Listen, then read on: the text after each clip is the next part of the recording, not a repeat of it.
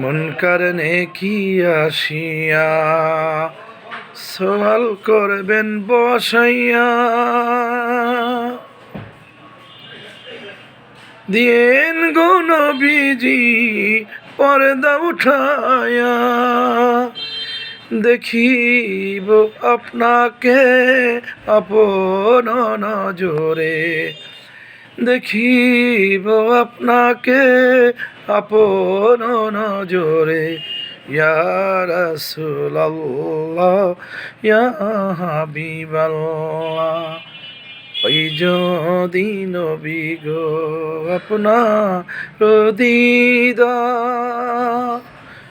মতের যাতনা থাকিবে না আমার, দয়া যে করিয়া দিয়েন গো দিদার।